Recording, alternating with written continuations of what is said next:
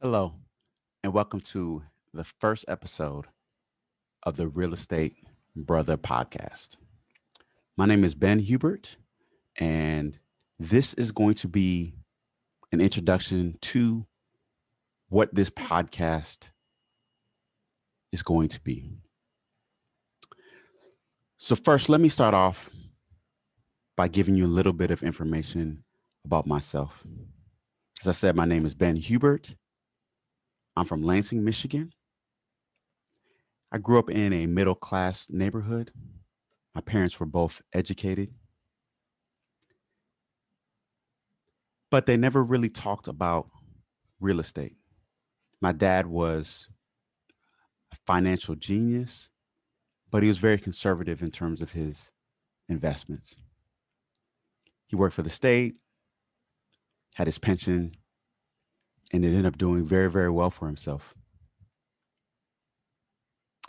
But I always wanted, or I was always very interested in real estate ever since I was a very, very young man. So after I graduated from high school, I went to the University of Michigan where I studied electrical engineering. Great experience, opened me up to a large number of people that were doing really, really great things. I also got an opportunity to live in California for a summer, also in the Phoenix area. In those times when I was doing these internships, I met a lot of people that were early and late in their careers. And one thing that I noticed is that there were a number of people that were not just making money from their 9 to 5 job, but also making money using from another stream. And some of those were doing real estate. So I try to pick their brain and see, hey, how is this possible? You have a house that you live in, but you also have these investment properties. How does that work? And the seed was sort of planted in my mind at that time to then really look at this. And when I was ready, meaning once I was setting my career, making enough money, I was going to do something similar. So I didn't end up taking a job after my undergraduate education. I decided to continue on to grad school. And when I did that, I ended up going to Stanford University, still studying electrical engineering.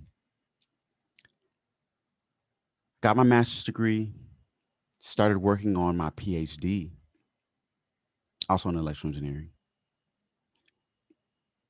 Wonderful and great experience. I learned a great deal, met a lot of amazing people.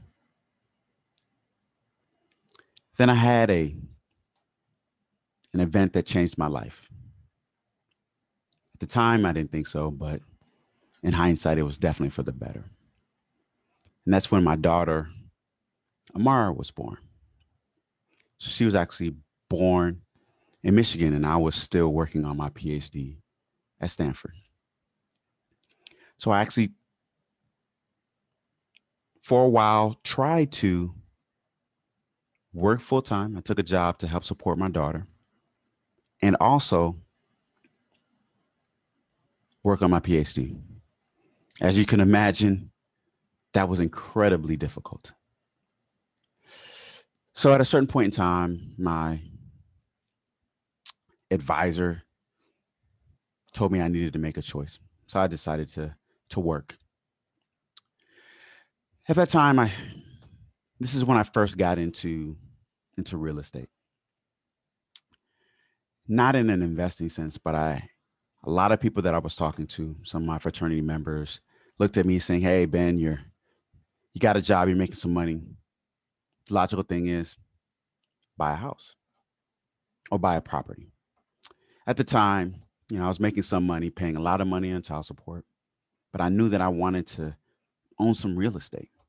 So I bought a condo and it was good. I really, really liked where I lived. My daughter had a place to come out to when she was in California. The one drawback for the condo at the time was the HOA dues, extremely high. And at a certain point in time, I sold the condo because I wanted to buy something larger. And also, I felt like the HOA money that I was paying, it was almost $500 at the time. This is back in 2004. So paying $500, that money could have got me at least another $100,000 in a house, if not more. So for me, it didn't make sense to be giving money to HOA. Wasn't really getting that much from it, anyways. So I wanted to get an actual house, and I wanted to get in a situation with, if not no HOA, a much lower HOA. So during the same time after I bought my condo is when I got into real estate investing. What I ended up doing was me and my brother. I lived in Mountain View, California. My brother lived in Detroit, Michigan. Our hometown is Lansing, Michigan. And we decided to buy not one, but two duplexes at the same time in Lansing, Michigan. Now, this is well before people used to talk about long distance real estate investing. Now, my brother, even though he lived in Detroit, it was still an hour and a half away. So it wasn't like if a toilet broke or something like that, my brother could just easily drive there and take care of things. Now, there were a few things that went wrong with the duplexes, actually, more than a few.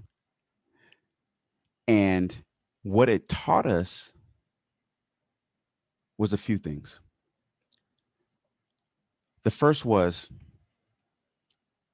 there are going to be maintenance expenses associated with owning a rental property. We were probably a little bit undercapitalized at the time because even though we bought these older homes and duplexes and the numbers made a lot of sense in terms of the amount of money that we put down, what the mortgages were going to be, if they were fully rented, everything was going to be just fine. The problem is that we ran into vacancies, we ran into evictions, we ran into people that didn't want to pay, we ran into code violations, the city coming out, pulling permits, and we also ran into an economic downturn in Lansing, Michigan. Not something that we could predict. There was a local college, and we thought that we were going to be able to pull some of the community college students to live in these places. They were very close proximity to the community college. But we ended up actually renting out to some family members. Another thing that I wouldn't recommend. Sometimes it works out, but for us, it was a pretty bad experience. The reason for that was at a certain point in time when it became difficult to pay their rent, they were like, come on, cuz. And then when we asked them, hey, how come you're not paying? They said, well, where am I going to go? Just not a very good experience. The other thing is that my brother actually ended up spending a lot of time going back and forth. We actually ended up doing a lot of work ourselves. We tried a bunch of property management companies. They overpromised and underdelivered. And, we pretty much ran out of money. So we sold those at a bit of a loss. And it left a really bad taste in my mouth in terms of, hey, this investing thing is really, really hard. So I actually spent about 10 years not really thinking about real estate investing. So I bought a, so then I ended up buying my own house in California. Lovely place, great neighborhood. It appreciated really well. And then I started to think, hey, maybe I want to do a little bit of real estate investing. Maybe I wanted to Airbnb one of the rooms. I was I ended up getting married, and it was challenging to convince my wife at the time that that was a good idea. So what I ended up so what ended up happening was we got divorced. Like I said, it appreciated really well. We sold the house, got a decent amount of cash out of it, and I started renting. My credit wasn't great after my divorce, but I thought to myself, hey, I got this money in my, do I really want to buy another place? You know, I bought my house for about $800,000. We sold it for about 1.2. And I thought to myself, do I want to buy something similar to what I used to live in for 1.2? I mean, the answer is now, I wish I could buy that house for 1.2, the way things have appreciated. But I also really struggled to make the mortgage payments. And in my mind, I was thinking, I don't want to do that. But that was based upon some of the trauma and stress from my marriage. So I thought to myself, what are my other options for this money that I have? Because I definitely knew that I wanted my money to work for me. So I started to listen to a bunch of podcasts about real estate.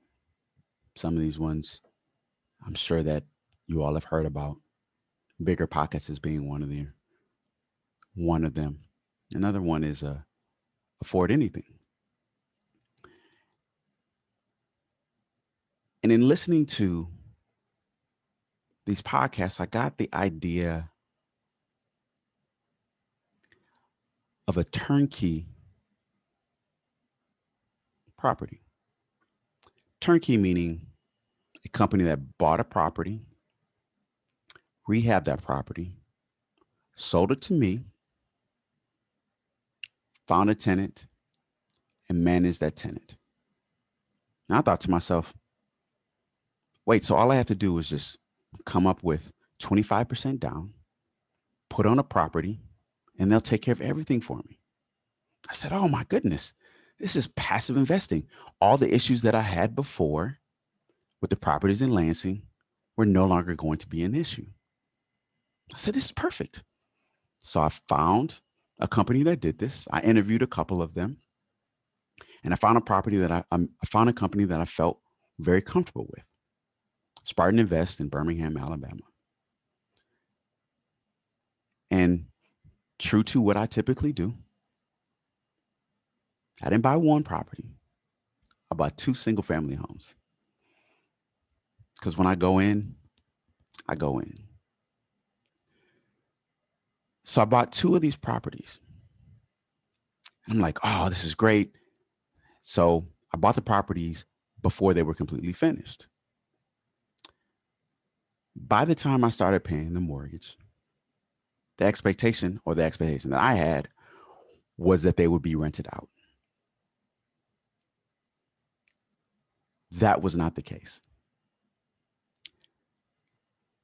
Neither one of the properties were rented out for about 4 months.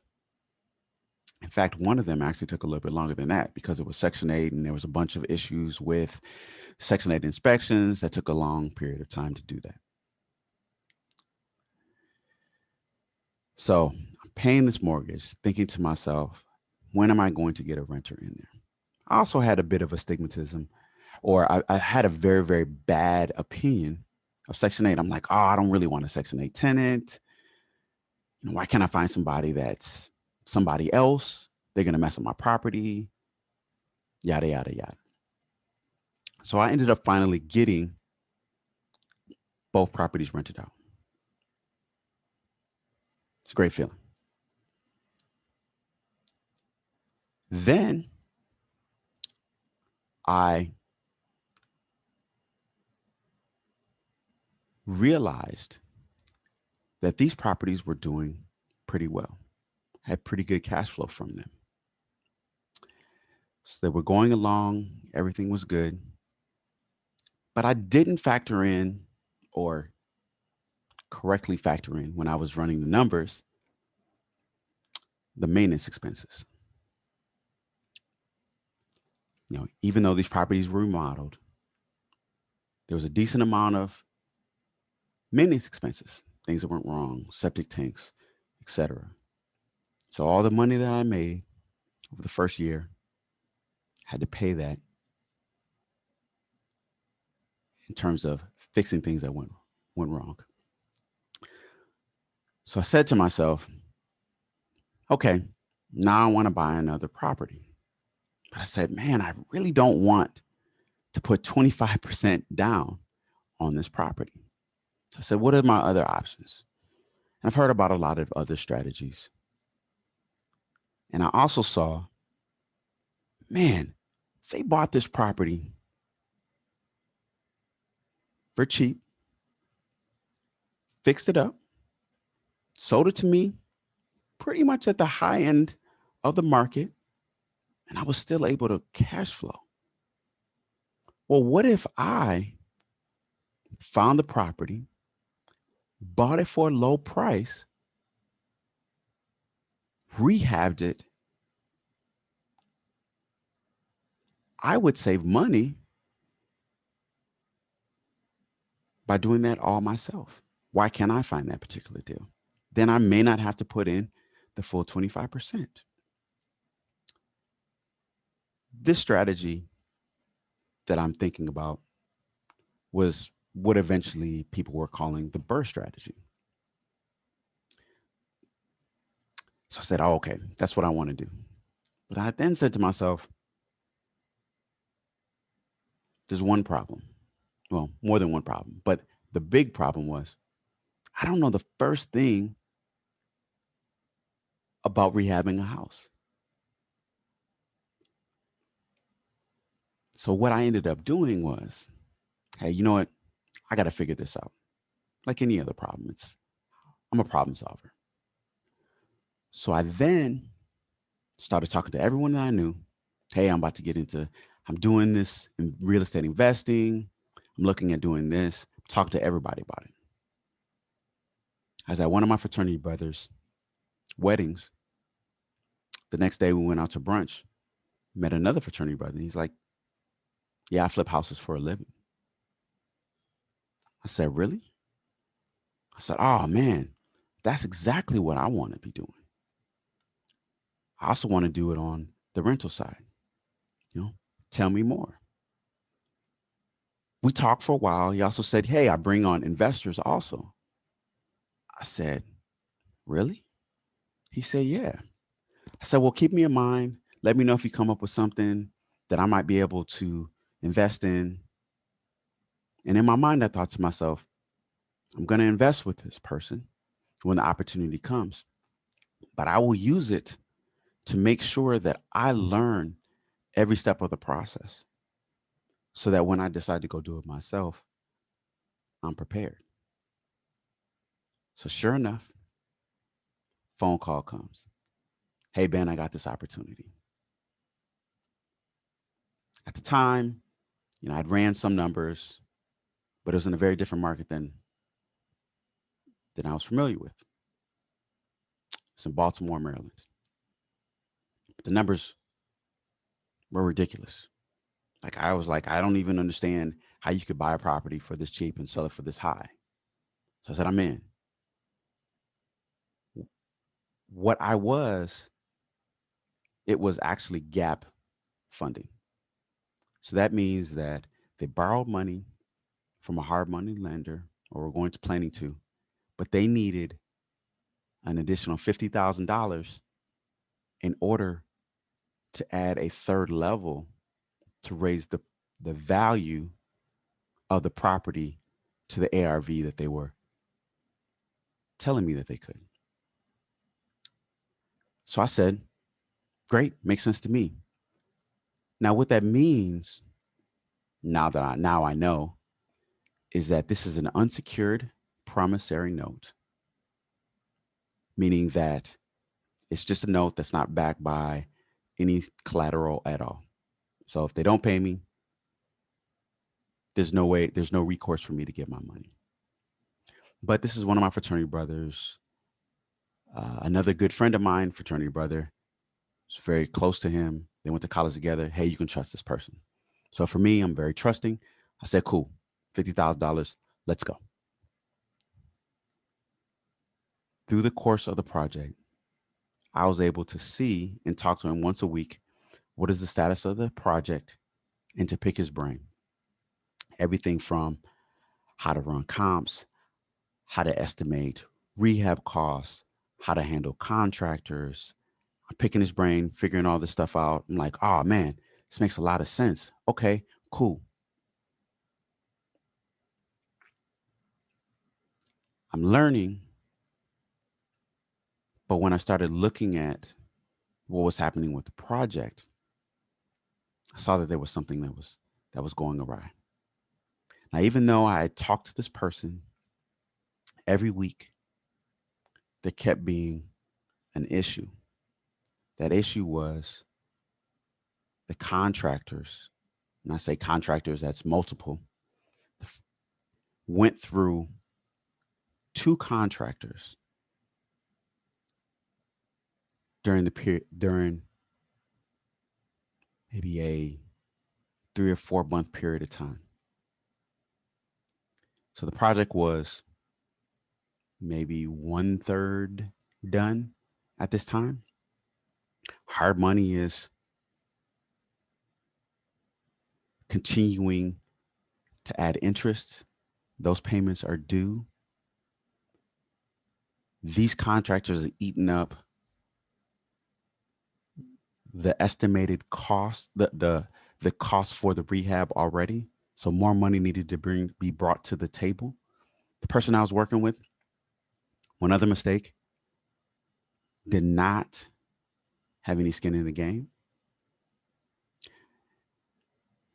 Also, at this point in time, did not have any money to at least get the project started to get the next draw from the hard money lender. It dragged on for another 8 months. So we're at least a year in at this point in time. I had another conversation. I said, listen, what needs to be done in order to get this project done? Also, I was like, listen, let's figure out what the numbers are going to be and what this is going to look like. He said, I need another $50,000 in order to make this happen. I said, okay, what do you need in order to get things started, things flowing from the hard money lender? And do you have a new contractor that you can work with?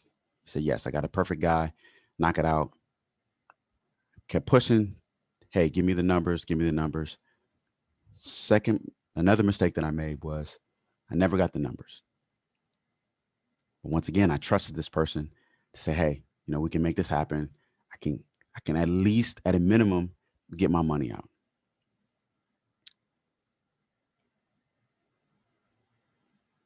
So the first chunk wasn't the second $50,000, but it was 33. Things were started. Then there was another 17 that I then lended in order to get to the next. Well, the expectation was to get the project finished. This actually did not end up being all the money that was needed because I actually needed to pay the contractor the last $15,000 out of escrow. Now the rehab was amazing. It was great. I'm like, wow. Even though this ended up taking almost 2 years, it was fantastic. And I was like, okay, so now where are you going to list it at? Now, the original number didn't end up listing at the original number. So they a little bit lower after they talked to the real estate agent, even though this is March 2021 and the real estate market was extremely hot, no inventory. Put it on the market and it sat. Had to drop the price. Like, man, what's going on? Now, there were a couple of problems, and these are sort of things that I definitely would advise people to do is when looking at comps, you want to make sure that you do an apples to apples comparison. Now, the rehab was amazing, but the problem was that there was no parking. And people were like, I love the place, but where am I going to put my car? So we ended up then selling it. And out of the $100,000 that I put into this project, after the HUD, I got $5,000. It's not including the interest that I was owed. I was so disappointed. I was planning on using that money to do something else. A lot of lessons learned here. I also have no recourse for getting my money back from that individual. But I learned a lot in the process, a lot of things, what to do, what not to do. So in the meantime, I said to myself, okay, you know what? I can do this. Let me figure out how to do this. Still not my strong suit in terms of how to estimate rehabs and make sure that contractors are doing what they're supposed to be doing. So what I ended up doing is I found a partner. He's also in California with me. Literally, he is the handiest person that I know. If I ever need a tool, I would never rent it from A1 Rentals. I would just go to his house and be like, hey, do you have this thing? And the odds are he does. For instance, one day I was like, hey, I need a pressure washer. He's like, oh, do you want a, he had like 3 different kinds. And I'm like, dude, it's a pressure washer. He's like, well, you never know what you're going to need. So this guy I knew, extremely handy, he knows a bunch of stuff about rehabbing houses, upgrading houses, etc. So I said, listen, hey, man, let's work together. He was down. We talked about it. At this time, I then selected a market that I wanted to invest in. It wasn't Birmingham, and it ended up being San Antonio, Texas. San Antonio had a lot of the aspects that I was looking for, and that is it had a good appreciation and you could also cash flow. So I wanted that balance. I also figured that San Antonio was, at the time when I was investing there, maybe 2 to 3 years behind Dallas and Houston in terms of appreciation. So it was still fairly affordable, but I knew that there were people that were moving there. I also knew that 42% of the people there were renters. So I knew that I was about a cash flow buy and hold guy. So I knew that there was going to be a large pool of people to rent the properties that I ended up buying and putting in my portfolio. So what I ended up doing at that time, so I said, we're investing in San Antonio. So what's the first thing I did? I researched all the information that I could get online about the market, looking at the MLS, talked to a bunch of wholesalers, got associated with some Facebook groups, running numbers, doing a bunch of analysis, trying to meet people, bigger pockets, these Facebook groups, etc. Then I finally said to myself, you know what? I knew one of the things that I'm very, very good at is when I walk into a room, I meet people, and they generally like my vibe. They find that I'm intelligent. They find that I am driven, that I do what I say I'm going to do, and I'm very compassionate. I'm a good person. So I said, you know what? I jumped on a plane, went to San Antonio, and I said, I'm putting together my team. Now, what that means is I knew that I wanted to make sure that I wanted to find a mentor, a real estate agent, a contractor, all the different pieces that I needed, property manager, in order to build the team of people that could help me achieve what I wanted, which was to get enough rental properties in my portfolio so that I could retire and replace the income that I'm making at my 9 to 5 job. So what I ended up doing was I went to a bunch of meetups. Some of them are on Bigger Pockets. Some of them I found through other means. And I met some amazing people there. Wholesalers, insurance agents, contractors, just, just a bunch of people. I ended up working with I, one of the best finds that I had. I found the real estate agent that I ended up using in San Antonio, and a couple of mentors and people that I still talk to this day. Met them the first visit that I went there. It's actually really, really cool. Really good people. So now I have this team together, and I decided, hey, now I'm gonna go ahead and find me a property. So my real estate agent was showing me some properties, off the MLS. And I said to myself, man, none of these the numbers really work. I'm making these lowball offers. They're not getting accepted. I know one out of every 20 is going to be something might that one out of 20 is probably something reasonable in terms of lowball offers for the MLS. So I said, there's got to be another way.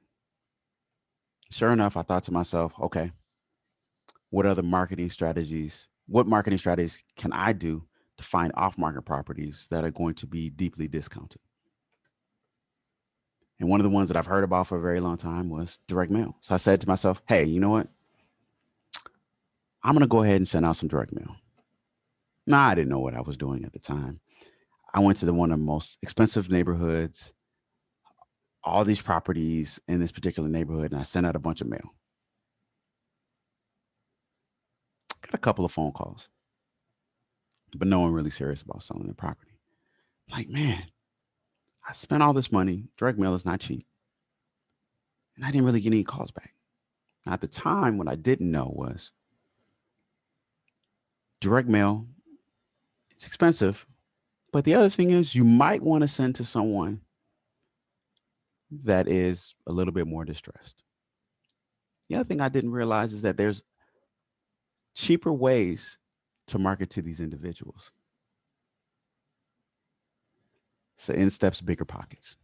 One particular podcast. I can't remember the podcast number, but changed everything.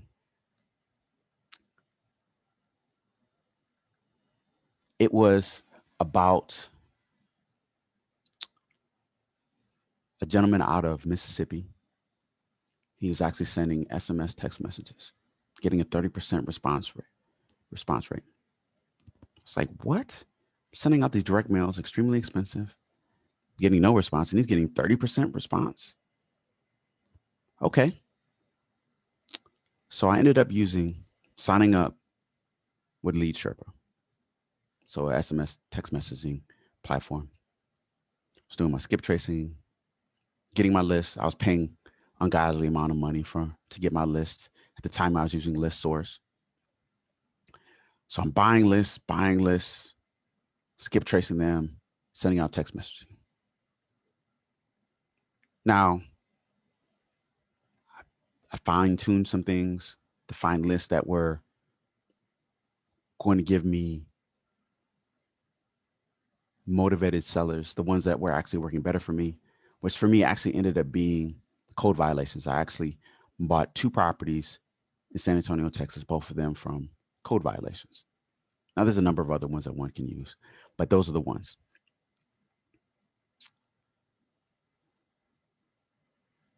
So I bought the first property.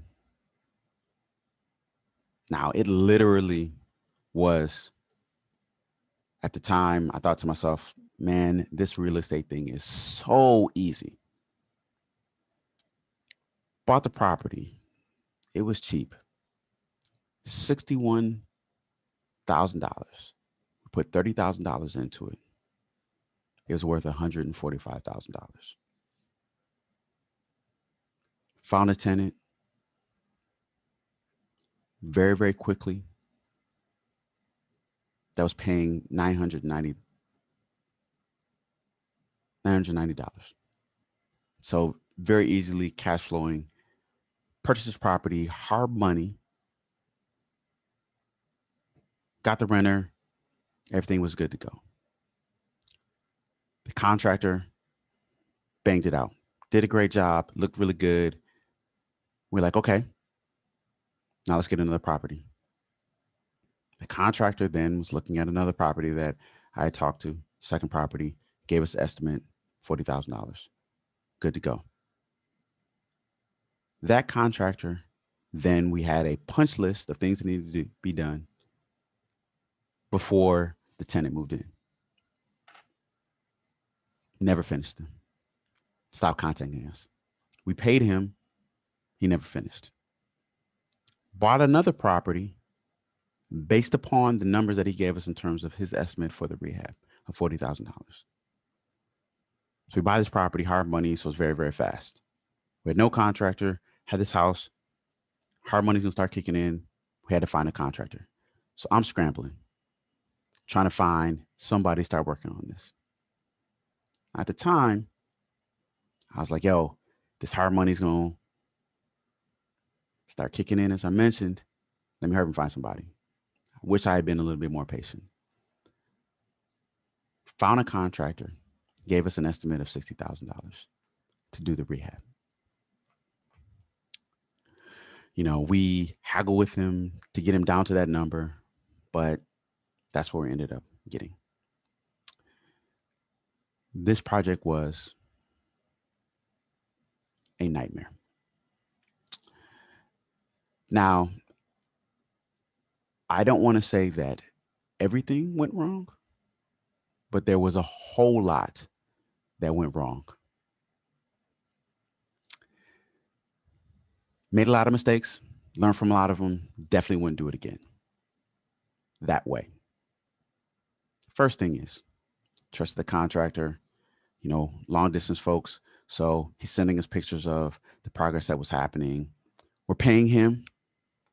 He's hiring subcontractors to do some of the work, some of the specialty work, HVAC people, and then also the electrical person. We are paying those individuals. Well, we are paying him to pay them, and we were paying him the full amount for them, and we were expecting him to then pay these people. So we ended up paying him about $40,000. But we noticed that he kept saying, hey, he wanted more money from us. Hey, can you put $3,000, send $3,000 to get these guys started again? We're like, we already paid you 2/3 of the bid. 2/3 of the work is not done.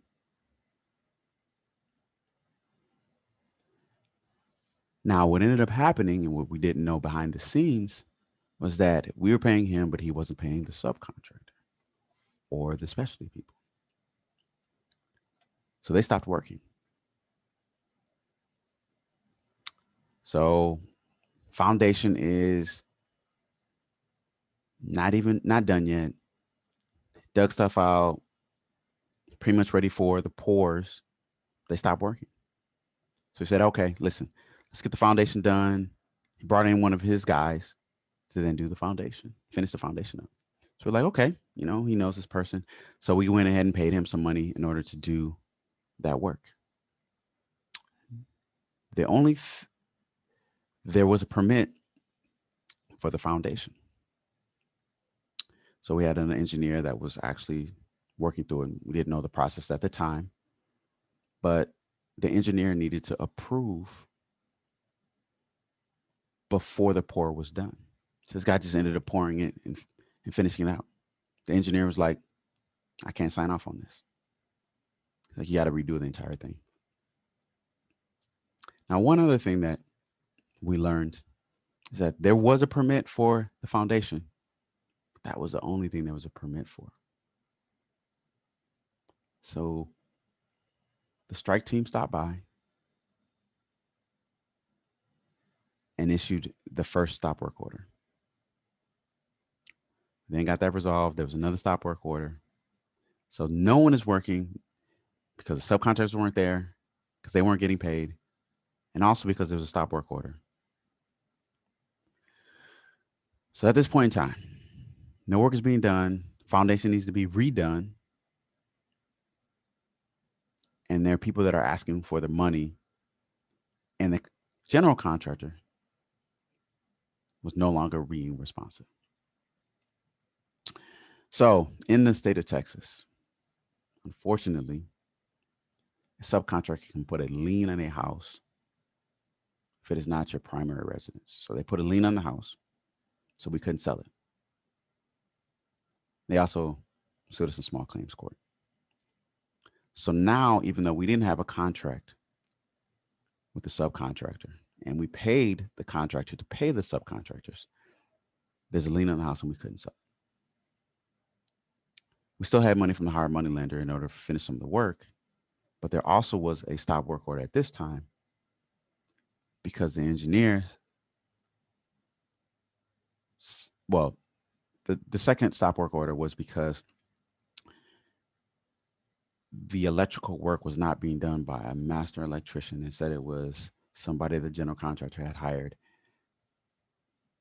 Strike team saw that stop work order. So literally nothing was being done at this point in time. So now we got to figure out the situation with the foundation first so that we can try to finish up the rest of the project. And we have this lien because at the time we were thinking to ourselves like, hey, we want to sell this. The flip was our exit strategy. But now it's like, well, we might need to figure out something else because of this lien, maybe do some owner financing or something like that in order to get somebody in there until we resolve this lien issue. Now we ended up long drawn out.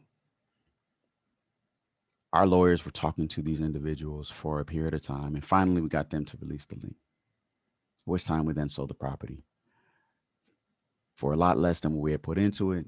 So still a loss. And in order to sell it, we needed to make sure, or I needed to make sure, because I promised the engineer that I would take care of the foundation, pay somebody a decent amount of money in order to get that resolved and pass it on to the next person. Now I know the person that picked up the property is actually going to make a killing on it, so good for them. We lost a lot of money, still in the court battle right now.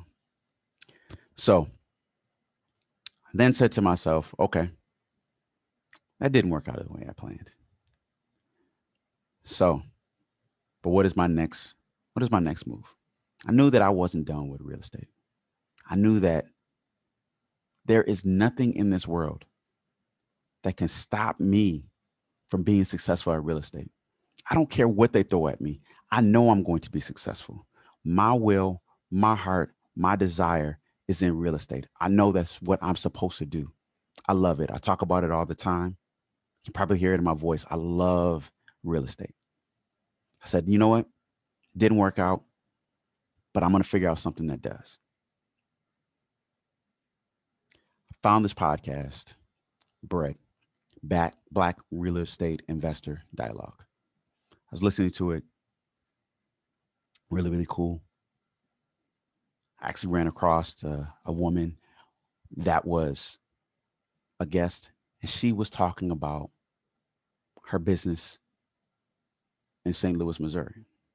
One of the places I had evaluated before, but at that time I was thinking about, a combination of appreciation and cash flow. But then I started to think to myself, you know what? Maybe I just want to go with cash flow. So she was talking about the business she put together where she was bringing in clients and she was actually doing, she's a real estate agent. She was actually handling the property management stuff and selling the property for both flips and also helping to find Section 8 tenants. I said, wait, a one stop shop for everything that I need, soup to nuts, purchase, flip, purchase to renter. I only got to do it with one person. It sounds good to me. So then, because that way, you know, have a vested interest in terms of selling the property for a flip, and they also get paid. So I figured I would also just try it out, see what happens. So currently in the middle of doing that right now. So what did I find out about myself? So this is which brings us up today. Today, it's actually on the market right now, the MLS, and it looks to be that we'll do pretty well on that. So what did I learn about myself from this process? Probably hear me talk a lot about superpowers. So what is it about me that is really, really sets me apart, makes me unique, that really I can use to help me in this real estate business?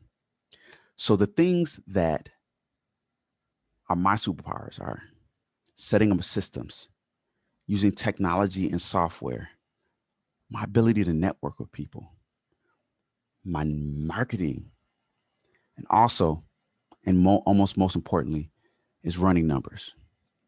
Like they make sense to me. I have Excel spreadsheets for everything. I have my own bird calculators. I have my own way that I do comps or my own sort of appraisals. So like I have all this stuff. That is what I do. Best, I run numbers and I do analysis of deals. So this is a little bit about me, my experiences, and what my superpowers are and what I bring to the real estate game. And I'll tell you a little bit about sort of more importantly, my why. Why am I doing this real estate investing? And it's changed. When I first started out, I thought to myself, you know what? I want to retire by the time I'm 53. That was my that was sort of my reasoning and what I wanted to do. Because I knew that I wanted to spend more time traveling and enjoying my life.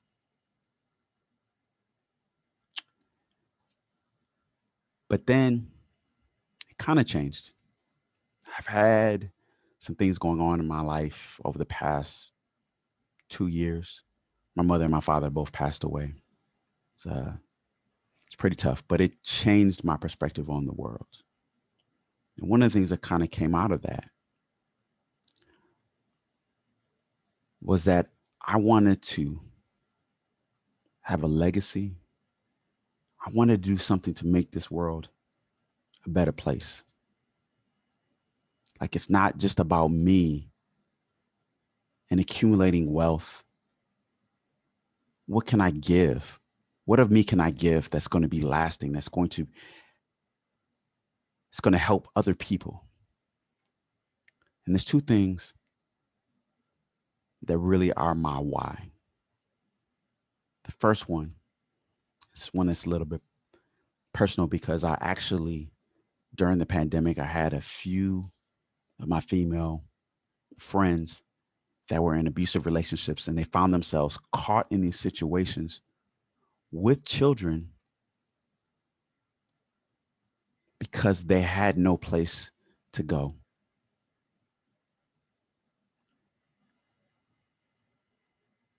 Their baby daddy and husband were controlling them with money.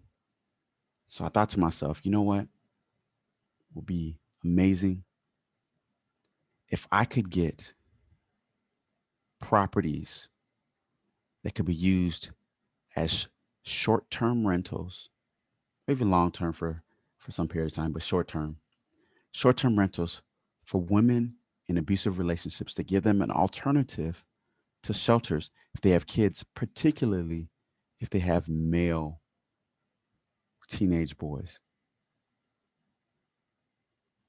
I think that that would be really, really great alternative. That's one thing that I wanted to do. The second thing,